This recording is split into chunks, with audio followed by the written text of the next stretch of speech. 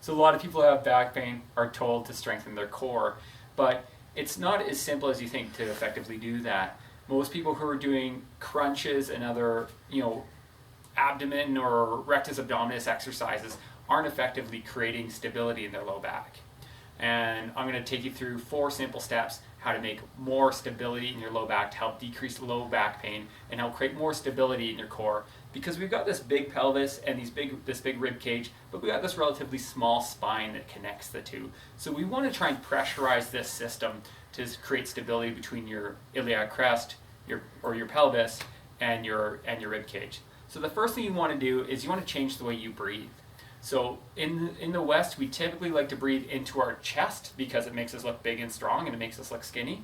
But the most effective way to breathe is to inhale into our bellies. So when we inhale, we want our bellies to get bigger. So when we inhale, we want to fill our belly, and when we exhale, we want to push the navel towards the spine. That's the first thing you want to do. So once we learn how to breathe correctly, inhaling into our abdomen, then pushing that navel towards our spine as I exhale.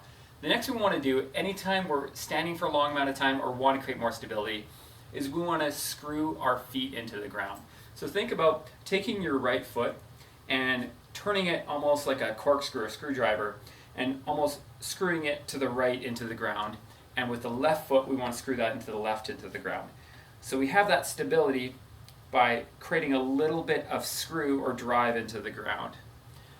So we're going to inhale, exhale, drive the navel towards the spine, screw the feet into the ground. Next, we're just going to turn on the butt, so fire your butt.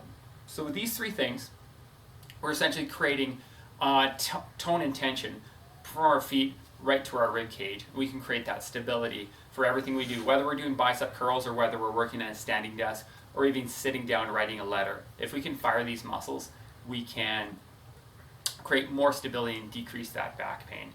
The fourth thing to do is just to make sure our head isn't hanging too far over our shoulders. So our ear, the tragus of our ear, this little thing here, should be right over our shoulder blades. So a lot of us, when we're looking at our phones or working at a desk, we tend to hang our chin out. We want to just push that chin back a little bit. So we're screwed our feet into the ground, breathing through abdomen, filling our belly, pushing our navel towards our spine, screwing our feet into the ground, and keeping that chin back.